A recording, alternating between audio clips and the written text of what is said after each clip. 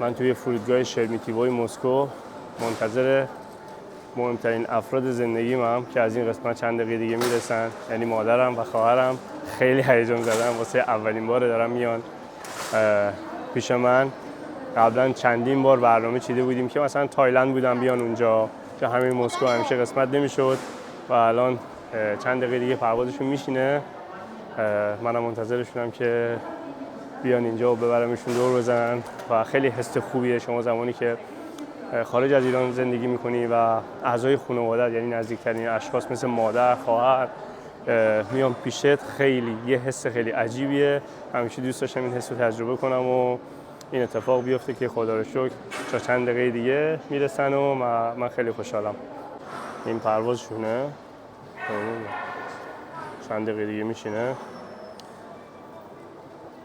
واسه ورود به روسیه معمولاً مسافرها که دفعه اول میان یه ذره سوال جواب میکنن و شما باید مثلا حتی همه مدارک تکمیلا باشه یه ذره میپرسن، چون به هر حال روسیه کشوریه که خیلی حالا مثلا به امنیت و این چیزاش خیلی چیز مثلا بالایی داره. منم خودم یادم اولین باری که مثلا سالها پیش اومده بودم روسیه، مثلا فکر کنم یه عالمه موندم تو فرودگاه، سوال جوابم کردم. مخصوصا اگه پسر جوون باشید و یا مثلا دختر جوون، پسرا رو بیشتر گیر میدن. فکر میکنم میخوام بیاید یه دفعه مثلا برید اروپا، حالا مثلا یه ذره سن سال‌تر باشی، یه خانواده با خانواده باشی، قطعا خیلی واسط بهتره. منم یه ذره استرس دارم چون مامانم اینا، من مثلا واسهشون دعوتنامه فرستادم، به عنوان مهمون میام پیش من، چون خب من اینجا اقامت دارم میتونم دعوتنامه بدم. ولی زمانی که به صورت توریستی میای شما ووچر هتل باید داشته باشی. از هتلتون هم ممکنه چک کنن، ولی کسی رو داشته باشید به شما دعوتنامه بده. زمانی که میاد فرودگاه، قانون تو روسیه کشورهای دیگر رو نمیدونم، شاید مثلا تو اروپا و جای دیگه هم اینجوری باشه، با شما تماس میگیرن از فرودگاه، میگن مثلا این مهمونای شماست، یا مثلا حالا پدر مادر، حالا اون کسیه که بهش دعوتنامه دادی مورد تایید شما هست. شما مثلا اگه هر اتفاقی بیفته، هر جرمی چیزی بشه، مسئولیتش با شماست. حتی مثلا تا اینجوری هم میگن ممکنه حتی اقامت شما رو باطل کنیم اگه مثلا یه جرم سنگینی میخواد بده، شما ممکنه تحت خطر باشید. مثلا اینجوری میگن که مثلا مسئولیتش رو کامل به گردن بگیرید. به خاطر همین منم حاضرم که الان پلیس زنگ بزنه بهم، چون مامان خواهر من هیچ چیز زبان بلد نیستن، روسی که هیچ، انگلیسی هم بلد نیستن، در حد مثلا کلمات معمولی. منتظرم بیان دیگه. دقیقاً روبروی اینجا که مسافرها خروج میکنن یه سوپرمارکته. من هر سری پرواز میکنم برمیگردم روسیه، میام اینجا یه چیزی میخورم. از این غذاهای چیز داره، میتونی به گرم بخری. قبلا ویدیو دارم. حالا میخوام یه کافی بگیرم تا بیام، فکر کنم چند دقیقه دیگه پروازشون میشینه. این کافی ماشینای کافی بگیرم و انرژی بالا باشه، چون صبح ساعت 4 بیدار شدم. انقدر این فرودگاه به من دوره، مثلا من اون دست مسکو از جنوب بعد بیام شمال مسکو، فکر کنم 2 ساعت و نیم طول میکشه. بعد ترافیک هم بود، تصادفم شده بود، خیلی طول کشید. از ایران تا اینجا 4 ساعت پروازه، از خونه من تا اینجا 2 ساعت و نیم.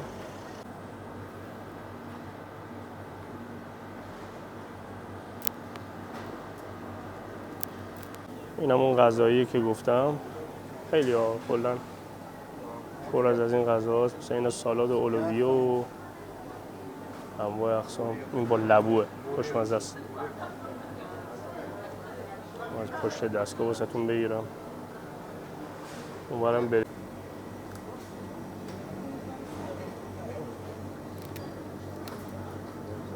از پرواز رسیدی مثلا تو فرودگاه خسته ای، گشنت دیگه. مثلا پروازت هم اگه طولانی باشه، همینجا یه چیز سریع روبرو میده، خیلی خوبه. خیلی از فرودگاه این آپشن رو نداره. من این فرودگاه مسکو رو خیلی دوست دارم. هر سری خودم میام اول چیز اینجا میخورم، غذای خوبم پیدا میشه. منظور اگه رژیم هم هستید، مثلا مرغ آبپز اینا هم دارن، بعد برنج مثلا ترتمیز بدون روغن، بعد میگیرید میخورید دیگه، خیلی راحت. بعد میرید، چون مثلا تو فرودگاه و قیمتش هم سوپرمارکتی ها یا مثلا یه ذره گرونتر از سوپرمارکت های دیگه است، چون این سوپرمارکتش تو همه جا شعبه داره. یورو اسپار اسمشه. بعد غذاتون رو بخورید بعد برید. موقع چمدون تحویل گرفتن خیلی اومدن، همه منتظرن دیگه. یه ذره طول کشیده، فکر کنم دارن سوال جوابشون میکنن. حالا من بهشون گفتم که بعضی وقتا زنگ نمیزنن، از خود مسافر میپرسن. گفتم که چیز کنید، نگاه میکنم حواسمشون کنه، میخوام زود ببینمشون. گفتم از گوگل ترنسلیت استفاده کنید، از این مترجما. شما موقع میرید حتما اینو تو گوشیتون داشته باشید. حالا مثلا میتونید قشنگ توضیح بدید دیگه از ندونستن زبان که قطعا خیلی بهتره. مثلا رسیدن خانواده من، اینجا دارم میبینمشون از دور.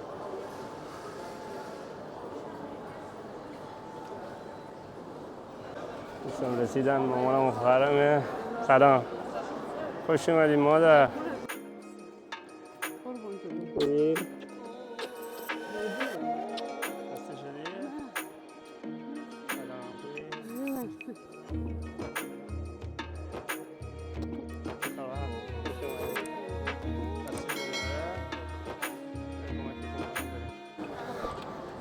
به خواهرم میگم بیا بریم اینجا یه چیز بخوریم، همین روبرو سوپرمارکته، بعد بریم سمت ماشین. میگیم اینو خونه چیزی میخوریم، میگم خونه من هیچی نیست.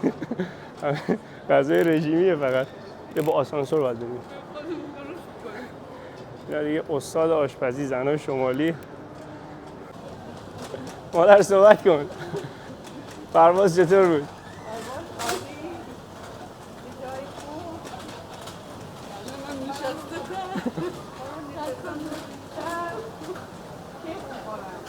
اینجا پیاده شید.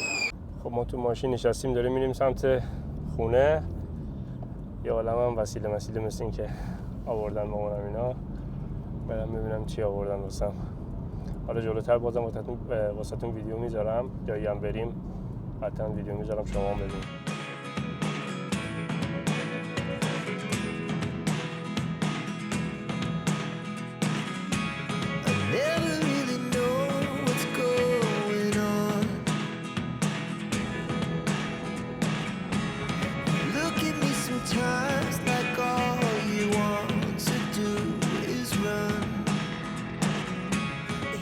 امروز من با خانواده اومدم میدون سرخ که هر توریستی میاد اول روسیه اول من اینجا رو میبینن. قطعا منم آوردمشون اینجا رو ببینن. امروز هوا بدک نیست، اینجا همیشه قشنگه دیگه، کل سال حالا چه زمستون باشه چه تابستون باشه قشنگه. و ما ماشین رو یه جا پارک کردیم یه عقب‌تر، چون ترافیک‌های سنگینیه مرکز شهر و اینکه یه مشکل دیگه هم از جا پارک گیر نمیاد و اگرم جا پارک گیر بیاری همشون باید پرداخت کنی و مبلغشون هم مثلا سنگینه، یعنی گرونه و بهتره که مثلا حالا بازم ایناش یه طرف، بعد شما چیزت کار نمیکنه توی مرکز شهر به هیچ عنوان. این مثلا مثل گوگل مپ تو یا مثلا حالا اینجا برنامه‌های خودشونو دارن، یاندکس و یا دبل گیس میگن، اینا کار نمیکنه به خاطر اینکه نزدیک کرملینی دیگه، یعنی بغل کرملین، پهپاد و این چیزا جی پی اس در کار میفته و خیلی سخته.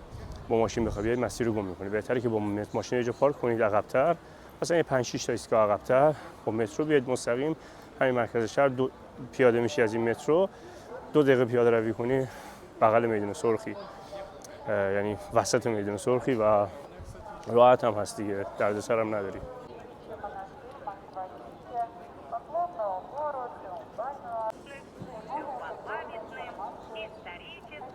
من بارها اومدم میدون سرخ و ولی دوباره بالا با خانواده باید بیاری. یه توریست که میاد یعنی مهمون که میاد باید بیاریش اینجا.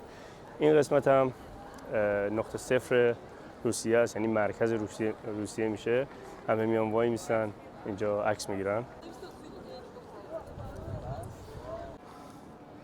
وقتی می اینجا معمولا همه این کلیسا رو نماد اصلی روسیه میدونن دیگه، مسکو، یعنی شما میزنی روسیه یا مسکو اول اینو به شما نشون میده.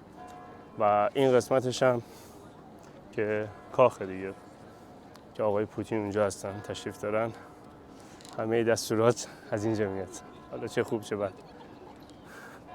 و این هم میبینید یه خیابونی اینجا پر از پاساژ، مثلا میتونید خرید کنید، معمولا چیزهای برند و حالا چیزهای لوکس و لاکچری اینجا زیاد. اگه کسی دنبال خرید کردن این چیزاست میتونه اون قسمت خرید کنه، ولی باید حسابی جیبتون رو گرم کنید قبلش.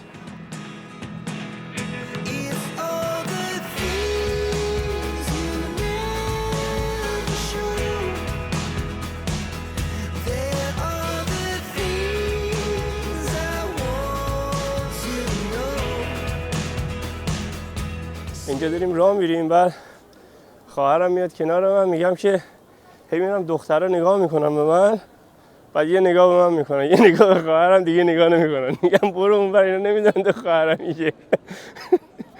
عجب گرفتاری شدیم. آره میگه حتما اینا با هم مثلا تو رابطن دیگه، روسا هم نگاه میکنن دیگه نگاه نمیکنن. عجب. حالا از شانسمون الانم بارون گرفت. این بارون داره شروع میشه کم کم. بنده خدا رو آوردم، بعد مامان منم میخورده هم سنش بالاست، هم کمر درد و زانو درد دیگه. خانم‌های ایرانی معمولا همینجوری هم نمیتونه زیاد راه بیاد. منظور دیگه نمیتونیم هی بریم و بیایم این مسیر رو همیشه. بعد امروز اینجا رو ببینیم. البته مسکو هم خیلی بزرگ، جای دیگه هم داره، بعد جای دیگه هم قطعا ببرمشون. یه بستنی خیلی معروفی هستش توی چیز، اما این مرکز شهر که میان فکر کنم اسمش از گوم یا گام یا هم چیزی میشه، GUM. بعد اونو حتما امتحان کنید. حالا مامانم اینو اینجا گرفتم واسه شون، ولی تا اونجا نمیتونن پیاده بیان. اون جایی که اون مغازه‌ای که بستنی‌ها رو میفروشه از این مرکز شهر، این از میدون سو فکر کنم 2 کیلومتر فاصله داره. بعد مثلا راه بره یه رو 20 دقیقه پیاده روی داره. این خیابونا هم قشنگه دیگه، یعنی تو این خیابونای مسکو میتونید قدم بزنید برید اونجا بستنی بخورید. ولی خب چون مامان من نمیتونه خیلی پیاده روی کنه، همینجا از این بستنی‌ها گرفتم. خودم که بستنی اون چیزا نمیخورم. اگرم بخورم از این بستنی پروتئینیا که مثلا بدون قنده، حالا اینجا تو دسترس نیست. شما از پشت همون کلیسای معروف مستقیم بیایید به سمت رودخونه. میتونید برید کنار این رودخونه، یه پل معلق هم اینجا هست که خیلی ها میرن این پل معلقه. چیز خاصی نداره، یه پل دیگه میتونید برید روش، حالا ویو قشنگ داره. بعد اینجا رو ببینید و پایین پل معلق هم از این ایستگاه چیزه واسه میتونید از این قایق‌ها سوار شید که تو دور مسکو توی رودخونه شما رو میچرخونن. من قبلا سوار شدم ولی ویدیو ندارم متاسفانه. نمیدونم اگه خانواده‌ام سوار شدن الان سوار میشم به شما نشون میدم. بلیطشون قیمتشون نمیدونم. انواع اقسام قایق‌های مختلف هست دیگه. همونطوری که میبینید از این معمولی ترا هست، لاکچری هست، مثلا هستش رستوران داره، شما میتونید اصلا برید روش غذا بخورید. دور میزنه. من خیلی سال پیش یه بار با از این قایق‌های خیلی خوب رفتم، مثلا توش رستوران خیلی لاکچری داشت و مثلا حالا یادم نمیاد چقدر پرداخت کرده بودیم و دور این مسکو ما رو چرخون. خیلی باحاله. منظور میتونید از این جاذبه توریستیش هم استفاده کنید. همینجا کنار خیابون نشستم، دارم مرغ برنج همیشگیمو میخورم. خیلی چیزا تغییر کرده تو زندگیم همیشه، ولی نوع غذا خوردن هم هیچ موقع تغییر نکرده. هر جا برم مرغ برنجو میخورم کنار خیابون، چون تنها راهی که شما میتونی بدن خوبی داشته باشی، خوش استایل باشی، اینه که خوب غذا بخوری تو شرایط سخته. وگرنه همه بگن شرایط من ندارم، شرایط داشته باشی مثلا غذای خوب بخوای بخوری، منظور تو شرایط خوب همه غذای خوب میخورن دیگه. بعد تو شرایط سخت بتونی اون دیسیپلین رو حفظ کنی. اینم یه وسط یه ورزشی بهتون یه توضیح ریز بدم که بدونید.